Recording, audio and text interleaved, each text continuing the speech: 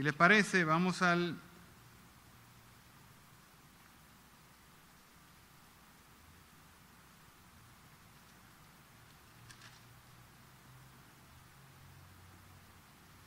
versículo 7, que fue lo último que leímos.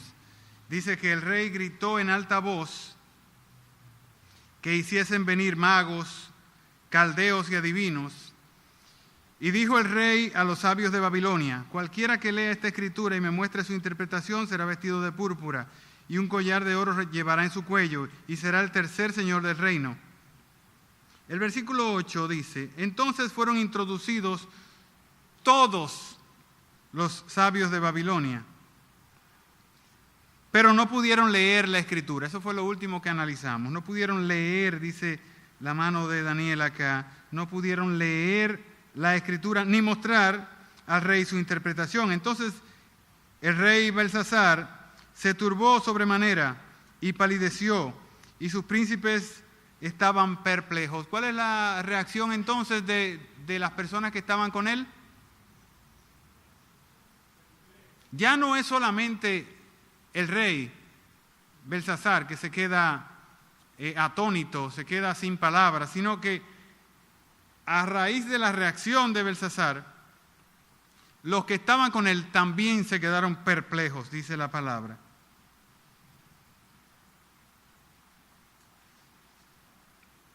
Versículo 10. La reina, por las palabras del rey y de sus príncipes, entró a la sala del banquete y dijo: Rey, vive para siempre, no se turben sus pensamientos, ni palidezca tu rostro. Interesante es que la palabra que traducen acá como las palabras también puede ser interpretada. Recuérdense que esta sección del libro, ¿ustedes recuerdan en qué idioma está? No. A partir del versículo 4, capítulo 5 en adelante, este libro tiene problemas con los judíos, que no quieren dejarlo entrar al canon judío, porque está escrito en arameo. El arameo es un idioma semita, igual que el hebreo, pero es diferente en pronunciación, aunque en su escritura es muy similar. ¿Cuál es la característica principal del hebreo? Ya lo habíamos comentado. Dímelo en voz alta, no importa. No, la característica principal del hebreo, que también la comparte el arameo, es que no hay vocales. No existen las vocales, solamente hay consonantes. O sea que cuando usted escribe algo, imagínese en español, que usted escribe para en español. Ahora quítele las vocales, escríbala. ¿Qué dice ahí? Dice PR, usted le pone lo que usted quiera. Y la letra puede estar adelante o puede estar en el medio. Entonces el arameo como el hebreo tiene esta característica. No me diga que eso es nuevo para ustedes, porque yo lo comenté el primer día. ¿Verdad que sí? Yo recuerdo que hablamos bien acerca de que este libro comienza en hebreo, cambia en el capítulo 4 a arameo, y eso tiene un problema con los judíos, y es que los judíos solo aceptan los libros que están escritos en hebreo, porque el hebreo es la lengua por la que tiene que ser escrito. Entonces, hubo siempre un conflicto acerca de este libro de Daniel, que no querían ponerlo como dentro del canon de los judíos, porque tiene este dilema, este problema de que hay una parte, una sección que está escrita en arameo. Bueno, aquí la palabra que usa para palabra también puede traducirse como hechos. Entonces, dice que la reina, por lo que se veía, o por las palabras del rey, o por los gritos del rey y de sus príncipes, entonces entró a la sala del banquete. Bueno, los eruditos están de acuerdo casi todos en que cuando se habla de la reina aquí, no se está hablando acerca de la esposa de Belsasar. ¿Por qué? Porque es enfático en decir el escritor que con él estaban sus mujeres y sus concubinas. Si sus mujeres y sus concubinas estaban con él cuando estaba tomando y los 1000 príncipes, entonces es improbable que la reina, o sea, la primera esposa de él, no estuviera en el lugar. Entonces, ¿de quién se trata? Dice, la reina, por las palabras del rey y de sus príncipes, entró a la sala del banquete. Eso es lo que estamos leyendo acá, ¿verdad que sí? Probablemente, ustedes recuerdan que Belsasar era hijo de Nabónido. ¿Verdad que sí? Eso lo dijimos bien claro, eso lo establecimos. Pero Nabónido no era hijo de Nabucodonosor. ¿Verdad que no? Entonces, ¿de quién era hijo este muchacho? De una de las hijas de Nabucodonosor. O sea, que Nabónido era, ¿cómo que se llama eso? Que no es suegro. El yerno. Nabónido era yerno de Nabucodonosor, pero esto era descendencia real de Nabucodonosor. Belsasar sí era nieto de Nabucodonosor. Entonces, de lo que se está hablando es que probablemente o esta sea la esposa de Nabónido, que era la hija de Nabucodonosor, o era una de las esposas de Nabucodonosor, porque realmente no había tanto tiempo que Nabucodonosor había muerto y probablemente siempre ha sido así. Las mujeres tienen una mayor probabilidad estadística, vamos a decirlo así, para alargar la vida. O sea, las mujeres duran más que los hombres, les suceden a los hombres, por muchísimas circunstancias. Normalmente un hombre se casa con una mujer que normalmente es menor que ellos, porque las mujeres no llevan una vida tan ajetreada como los hombres en ese momento, una vida de guerra o una vida de ejercicio, sino que es una vida más serena, más sosegada, más tranquila, aun cuando ellas son las responsables de criar los muchachos que causan muchísimo estrés. Pero por cuestiones estadísticas, dejémoslo ahí, las mujeres duran mucho más. Entonces se está hablando, como ustedes saben, no hay nada que lo diga en conclusión, o sea, perfectamente, pero los eruditos, como les dije, la gente que se faja a estudiar esto, dicen que muy probablemente se tratara de una de las esposas de Nabucodonosor, y en el caso extremo, que se tratara de la hija de Nabucodonosor, que era la madre de este muchacho Belsasar, o la esposa de Nabónido. Entonces ella, por estas circunstancias, por lo que está oyendo y quizás por el alboroto o por el silencio, porque tuvo que haber un cambio en el ambiente, evidentemente, que hubo un cambio súbito en el ambiente, inmediatamente aparece la mano. Entonces eso hace que la reina entre a la presencia del rey. Y cuando entra a la presencia del rey, aun cuando ella sea la madre o la abuela de Belsasar, usa el mismo tratamiento que usaría una persona normal. Y dice, rey vive para siempre. La expresión que se debe esperar cuando uno se enfrenta o se acerca a la realeza. Ella transmite lo que ve, y eso lo escribe Daniel en el libro. ¿Qué es lo que ve ella? Dice, no se turben tus pensamientos, ni palidezca tu rostro, porque evidentemente cuando ella llega donde el rey, eso es lo que ella ve. El tipo está deshecho, está pálido y está turbado, además de lo borracho que estaba, me imagino. Ella le hace, a partir de ahí, lo que yo llamo un consejo sano. Mi hermano Denny. Versículo 11.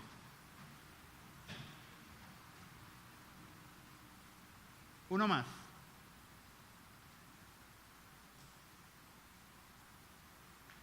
Ella le hace lo que yo llamo un consejo sano. Le dice, mira, en tu reino, aquí, hay un hombre Y dice, en el cual mora el Espíritu de los dioses santos. Esto ya lo habíamos leído. Por eso se debate entre si fue la mamá o si fue la abuela. Porque esta expresión, si sale de la boca de la reina, tiene que ser una que haya estado cerca de Nabucodonosor cuando en el primer capítulo. Recuerdan que en el primer capítulo Nabucodonosor reconoce que en Daniel hay ese espíritu de los reyes, ese espíritu de los dioses santos. Entonces, si ella usa esa expresión, dicen los que saben de la palabra, que muy probablemente se trate de una que estuviera cerca de Nabucodonosor en esos años. Si Belsasar o Daniel, como nosotros lo conocemos, tenía 17, 18 años y ella estaba cerca en ese momento o estuvo con Nabucodonosor, tiene que ser una persona de bastante edad, porque de lo que estamos hablando es de que lo mínimo que tenía Daniel en este momento eran 74 años. Es lo menos que se le puede calcular. Y si ella estaba ahí o escuchó de Nabucodonosor en esos momentos, se trata de una persona que al menos tiene 70 años. Dice, y no se equivoca, y en los días de tu padre se halló en él, y menciona 3 características que solamente yo creo que se pueden mencionar en una persona a la que todos amamos. Y en los días de tu padre se halló en él luz, inteligencia, sabiduría. ¿De qué manera? Sabiduría como de dioses. Al que rey Nabucodonosor tu padre, oh rey, constituyó jefe sobre todos los magos, astrónomos, astrólogos, caldeos y adivinos. Por cuanto fue hallado en él mayor espíritu y mayor ciencia y mayor entendimiento para interpretar sueños, descifrar enigmas y resolver dudas. ¿Cuánto quisiera yo que se dijera aunque sea una de estas cosas de mí en algún momento? Esto es Daniel. Yo me imagino que, fíjense qué cosa tan extraña, ella no dice Belsasar, que era como se conocía en el mundo de los caldeos a este muchacho. Ella dice Daniel. Eso me parece muy extraño. Al cual el rey puso por nombre Belsasar. Llámese pues ahora a Daniel y miren la confianza que tiene esa señora.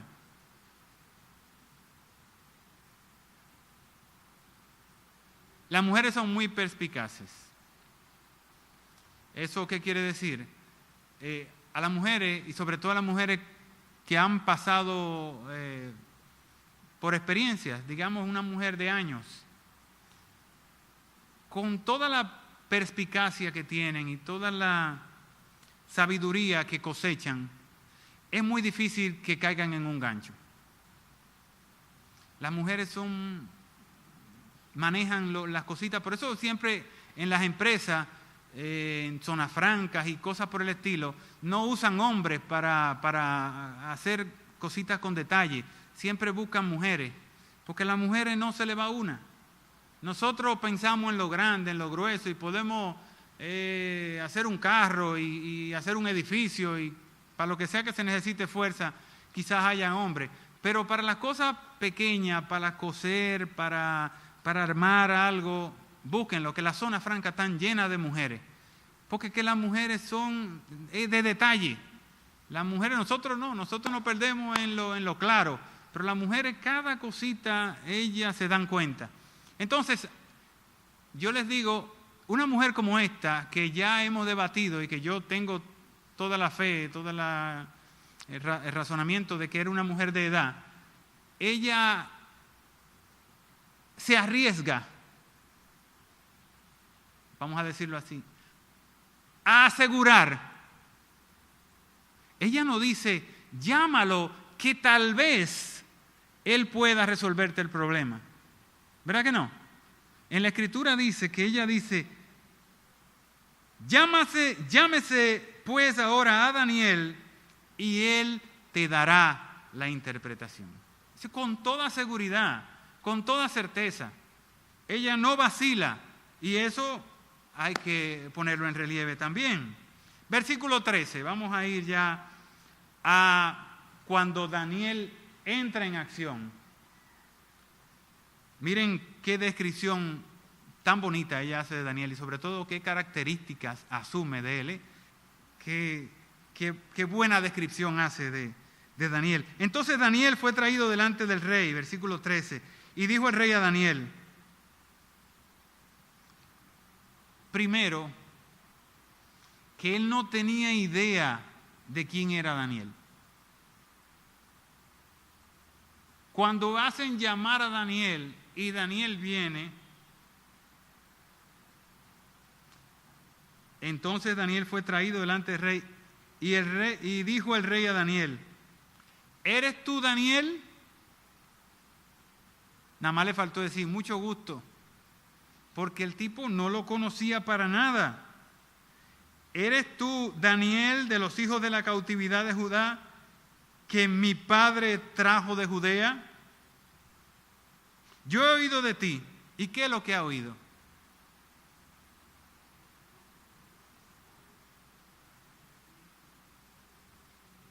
Es lo único que le dice, es lo que le acaba de decir la señora, la reina, la madre, no sé si la abuela.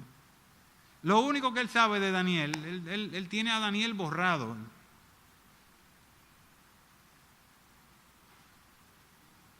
Yo he oído de ti que el Espíritu de los dioses santos está en ti. O sea, lo mismo que la mamá le había dicho, la abuela en ese momento.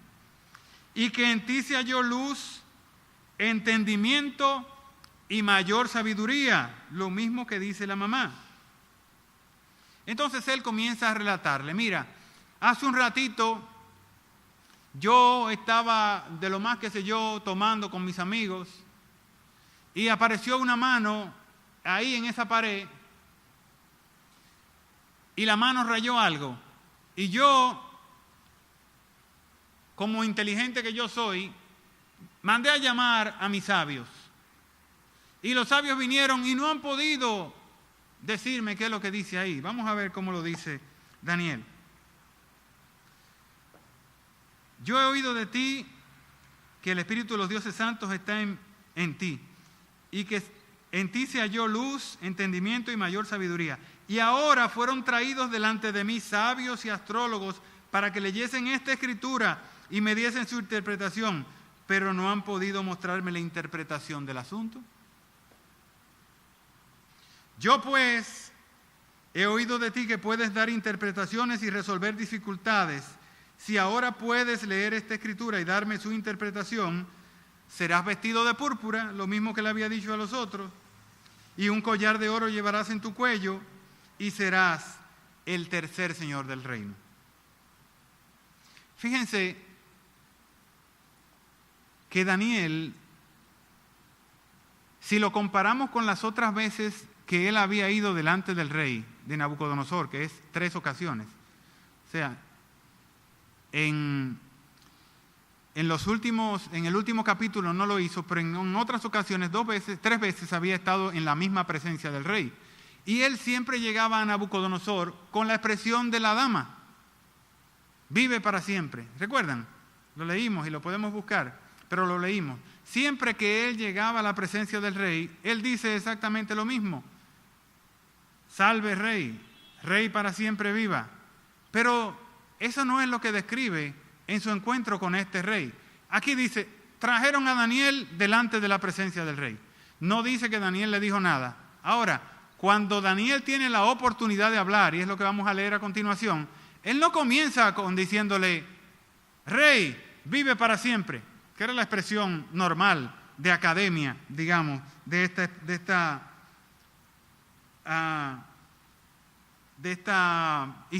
parte de la historia, de este tiempo, sino que a partir del versículo 17 leemos, Entonces Daniel respondió al rey.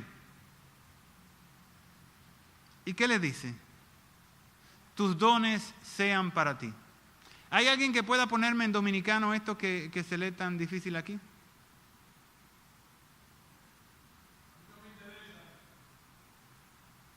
Puede ser. Más dominicano, porque eso sonó como mexicano. Quédate con lo tuyo, es lo que él dice. Quédate con lo tuyo.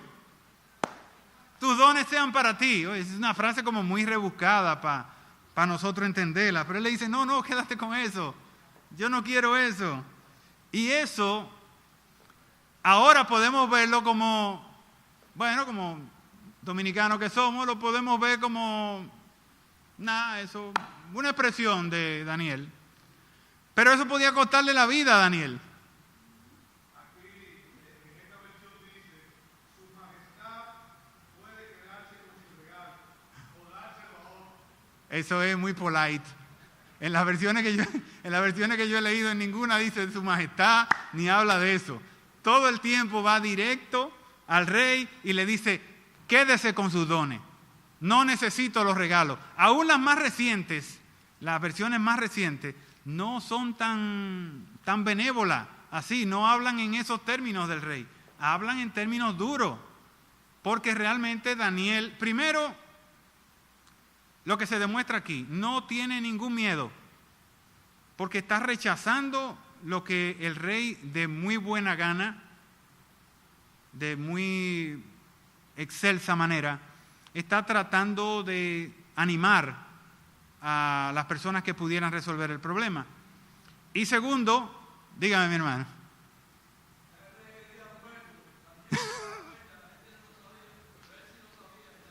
De hecho sí, esa es la otra parte. ¿Cuánto le iban a durar los dones a Daniel? Por lo que leímos, por lo que leyó mi hermano hace rato, ya lo que dice Arroyo, no sé si se escuchó. A Daniel, el rey le había muerto. O sea, él estaba delante del rey y él sabe que ese rey no va para ningún sitio. Entonces Daniel le respondió, tus dones sean para ti y da tus regalos a otros. Miren, el rey tenía que estar muy descompuesto anímicamente para aceptar una ofensa de esa naturaleza. Tenía que estar muy apurado. Pero recuérdense que en todas las ocasiones en las que se ha hablado del rey, usan la palabra turbación. Turbación es no estar en sus cabales, estar despistado. Turbación es un remolino de ideas en ese momento. Párate, Pablo. Quería decir, para que no se quedara en el aire, Ajá. que aún cuando la realidad era esa, de que sabía que ya esa misma noche todo... Daniel lo sabía. Exactamente, Daniel. Daniel sabía, pero aún que no hubiese sido ese caso, hipotéticamente, Daniel no aceptaba, no iba a aceptar. Muy probablemente. Eso no lo dice la palabra, pero se puede sacar. Por las cosas anteriores de Daniel podemos inferir que él no iba a aceptar un negocio de este tipo. Primero, yo le dije lo que significaba vestirlo de púrpura. ¿Verdad que sí? ¿Alguien lo recuerda? No. Vestirlo de púrpura. Vestirlo de púrpura era hacerlo de su familia, porque solamente la familia real vestía de ese color. Yo se lo dije en esa ocasión. A Daniel no le interesaba hacer familia a ese señor. Es más, lo menos que quería era hacer familia a ese señor. Daniel era un señor de 70 y pico, lo menos que tenía, como les dije, eran 74. Imagínense que tuviera 77 años. ¿Qué va a hacer Daniel con un collar de oro? O con el oro que le dieran. Daniel había sido el principal de los inteligentes del rey, de los sabios del rey. Si él no hizo dinero en ese momento, le va a importar un carguito ahora, que era lo que le estaba dando. ¿Cuál es el otro regalo?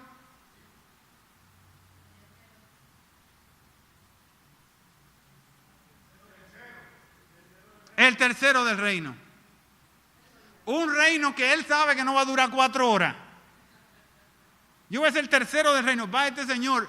Hay una predicación de la que tuve oportunidad de leer o de escuchar antes de venir. Y es que dice, muy probablemente él le decía a Daniel, tú vas a ser el primero del reino. Y Daniel le decía, no, siéntese usted ahí, que yo sé lo que va a pasar. Si el tipo le decía, no, mira, ahora tú te vas a poner mi ropa y te vas a sentar aquí porque tú eres el que más sabe. Daniel le decía, no, yo no me voy a sentar ahí porque yo sé en qué va a terminar esta historia. Decía Daniel. Y es verdad. Leeré la escritura al rey y le daré su interpretación. Antes de leer, entonces, todo este capítulo, todo esto es una especie de preámbulo para esto que va a decir Daniel. Si hay algún mensaje para nosotros aquí, en este capítulo entero, está a partir del versículo 18. Este versículo no se puede despegar ni del versículo, ni de este versículo y los que suceden a él, no se pueden despegar del capítulo 3, que ya hemos analizado intensamente, del capítulo 2, ni del capítulo 1. Si volvemos al capítulo 4, recuerden en qué termina el capítulo 4, es muy importante. ¿Cuál es la última palabra del capítulo 4? Soberbia. Soberbia. El Altísimo Dios, oh Rey, dio a Nabucodonosor tu padre el reino y la grandeza, la gloria y la majestad. ¿Qué fue lo que le dio? El reino, la grandeza, la gloria y la majestad. Y por la grandeza que le dio, todos los pueblos, naciones y lenguas temblaban y temían delante de él. A quien quería mataba y a quien quería daba vida. Engrandecía a quien quería y a quien quería humillaba. No hay una mejor descripción de un déspota que esta que presenta aquí.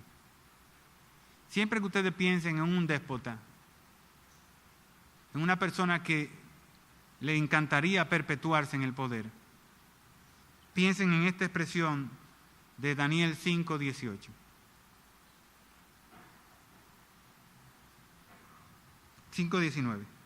Mas cuando su corazón ¿qué? Se ensoberbeció. Es lo mismo del capítulo 4. Tu problema está en la soberbia. Y yo te lo voy a probar, le dice Daniel a él. Daniel le está dando un boche al rey. Esa es otra cosa que le puede costar la vida.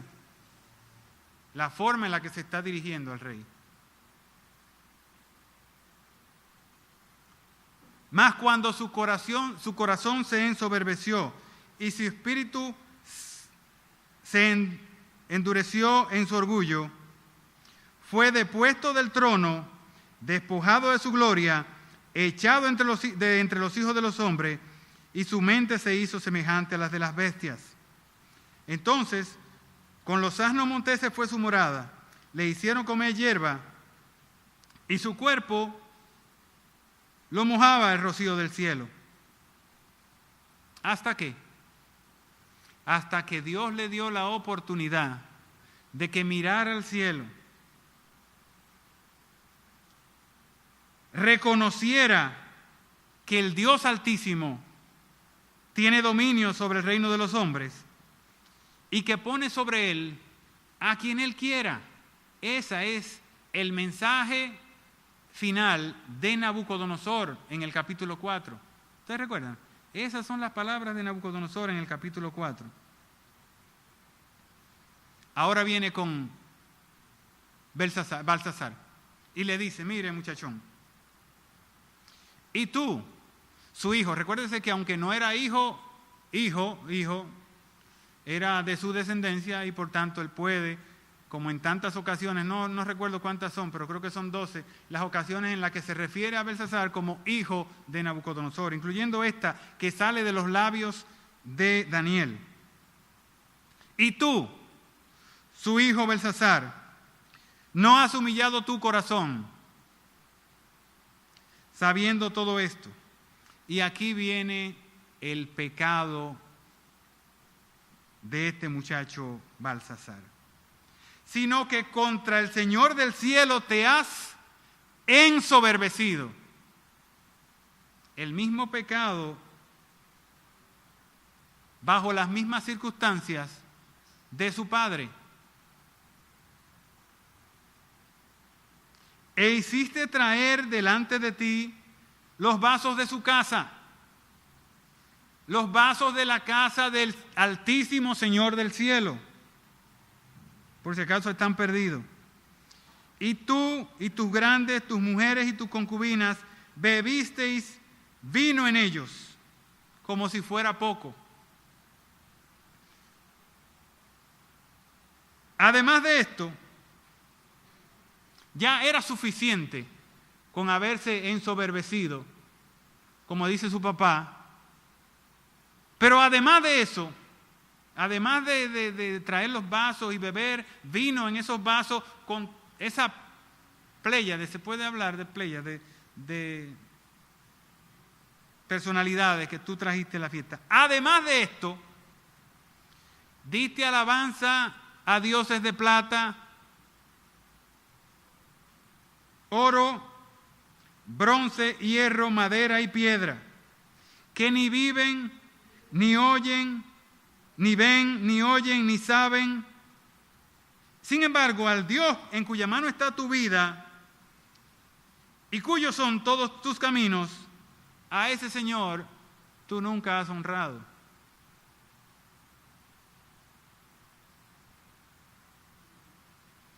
Es importante, y se los había dicho anteriormente, que cuenten la cantidad de veces que en esa perícopa, en ese segmento, menciona la palabra tú y se refiere, él está tuteando el día entero al rey. En su intervención con el rey, él nada más dice tú, tú, enseñándole que no hay otro, que todo lo que pase es consecuencia de las acciones de él.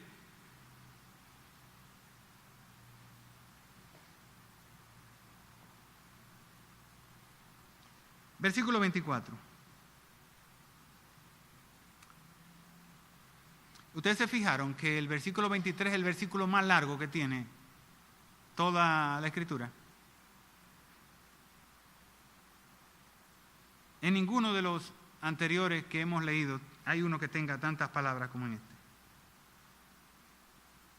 Entonces dice Daniel, le dice al rey, después de darle su respectivo boche, ¿verdad? Después de ponerlo en condiciones para aceptar realidades, dice, entonces, de su presencia, de la presencia de aquel que tiene en tus manos tu vida, de la presencia al que tú no le has dado nunca honra, nunca honor, y eso es bueno que lo sepan, porque esto es juicio lo que viene ahora.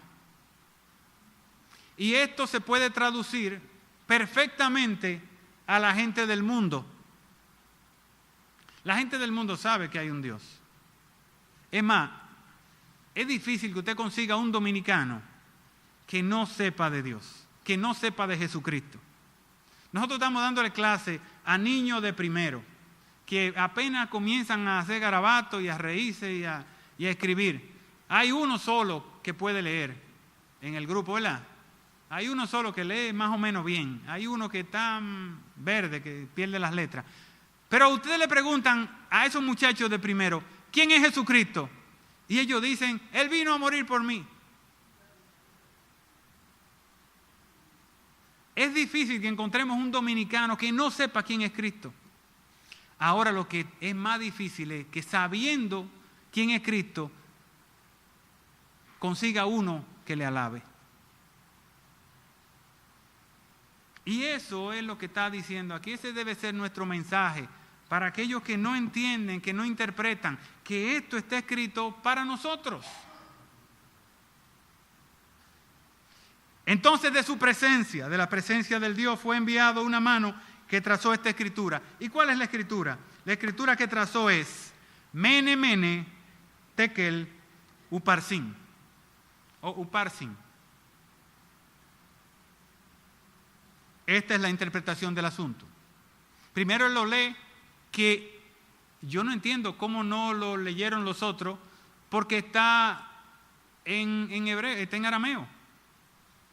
Está en arameo. O sea, ustedes se leen el libro de Carballosa y el libro de Franklin y el libro de George.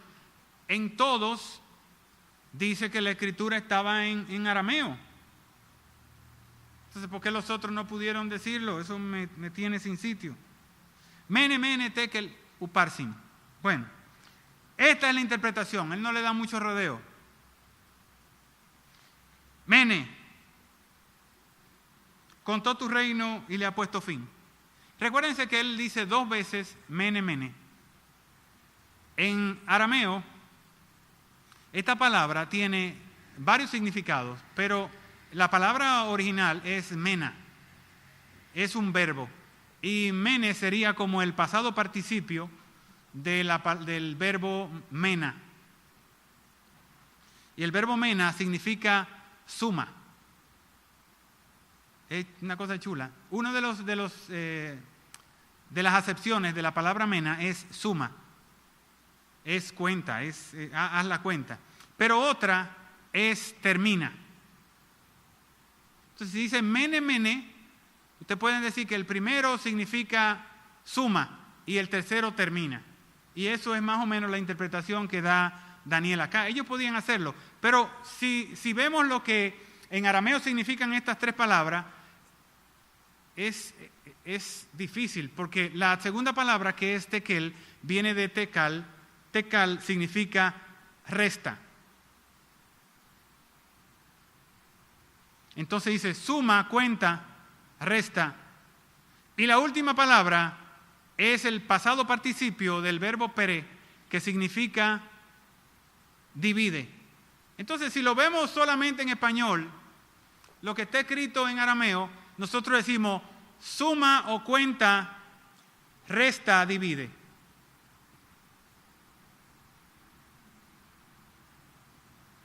Suma, resta, cuenta, divide. ¿Y eso qué significa? Son 3 operaciones matemáticas.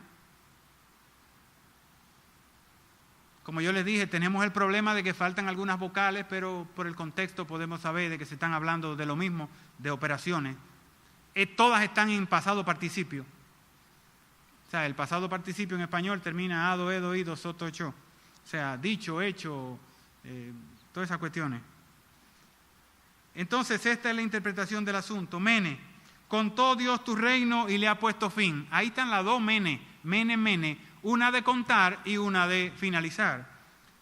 Contó Dios tu reino y le ha puesto fin. Tekel, pesado has sido en balanza y fuiste hallado falto.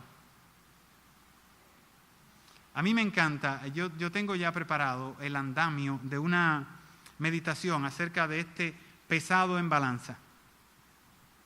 Es una expresión hebrea. Los judíos hablan mucho de esto. ¿Qué era una balanza? ¿O qué es una balanza? No es lo mismo un peso, una báscula y una balanza. ¿Verdad que no? Una báscula es donde usted se sube, ya son digitales, usted se sube y ella le dice lo que usted pesa. ¿Verdad que sí? Un peso es un artilugio mecánico que tiene una cantidad conocida en un sitio y usted le pone otra cantidad y él le dice si está por debajo o por encima. Eso es un peso. Pero una balanza es donde usted mide 2 cosas que son relativamente similares. ¿Se entendió? En los campos de nosotros se usa mucho la balanza para la gente que juega gallo. Yo no sé si los gallos se juegan. Es una buena expresión decir jugar gallo. Así es que se dice. Porque eso no es ningún juego. De hecho, hay una expresión para el gallerismo. ¿Sabe cómo le dicen? Que el deporte del pico y las espuelas. Así que le dicen a jugar gallo o hacer que dos animalitos se maten. El deporte del pico y las espuelas. ¿Dónde tiene deporte eso? Pero la gente que juega gallo, sin divariar, la gente que juega gallo, los gallos se juegan por peso. O sea, usted no puede jugar un gallo de 2 libras con un gallo de 1 libra y cuarta porque lo va a matar. Aun cuando el de libra y media o libra y cuarta sea muy habilidoso, el otro le lleva peso. Y ese peso cuenta mucho a la hora de tirar las patas, que es donde se hacen daño. Entonces, en nuestro ambiente, aquí en los campos donde se juega gallo, yo creo que hasta en la ciudad se juega, hay una balanza. Hay una balanza. Y en esa balanza se pone el gallo de un lado y el otro gallo del otro, y ahí se sabe si el gallo tiene el mismo peso. Ahora no, porque ahora, como ustedes saben, ahora usted agarra el peso y lo pone en una báscula y la báscula le va a decir sin lugar a dudas cuánto tiene, o sea, con muy poca incertidumbre. Pero todavía en los campos se usa ponerlo en balanza. Lo que Daniel le dice al rey, a Baltasar, es: tú has sido puesto en balanza. No es que a ti te han pesado. ¿Se entiende? No es que te han pesado, es que te pusieron en balanza. ¿Y eso qué significa?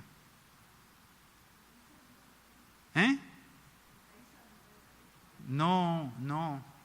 Eso lo que significa es que buscaron una persona que tuviera las mismas características que tú,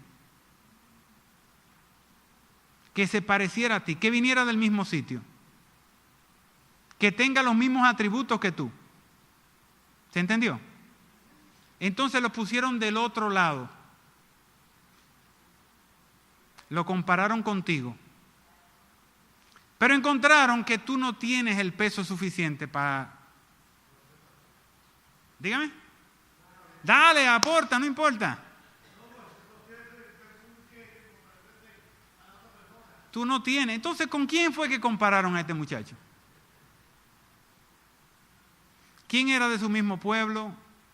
Había llegado a ser rey. Tenía las mismas prerrogativas que él. Su papá. Entonces te pusieron en la balanza y vieron que tú no sirves ni para echárselo a los perros, dicen aquí. Que tú no tienes ni la mitad del talento de tu papá. Te pusieron en balanza. Y eso es interesante porque es una expresión, como le dije, judía, a la que nosotros posteriormente, más adelante, yo voy a tratar de armar algo bonito con eso, porque hay 3 personajes a los que pusieron en balanza en la palabra. Y vamos a ver cómo salen estos personajes de la balanza. Tú has sido puesto en balanza y sin embargo has sido hallado falto. Y Peré, el verbo, tu reino ha sido roto y ha sido dado a los medos y a los persas. Fíjense qué cosa tan interesante. Habla de 2 tribus. La tribu de los medos que estaban al oeste y la tribu de los persas que estaban al suroeste. Entonces, desde que él le dio eso a Baltasar, Baltasar se quedó tranquilo. El rey sabía que le había dado la interpretación correcta, igual que Nabucodonosor. Cuando Daniel habló a Nabucodonosor, no tuvieron que pasar los acontecimientos para que Nabucodonosor supiera que estaba hablando la verdad. En el primer caso, como nadie sabía cuál era el sueño, desde que él le dijo el sueño, ya Nabucodonosor sabía. En el asunto de la estatua, ya Nabucodonosor sabía.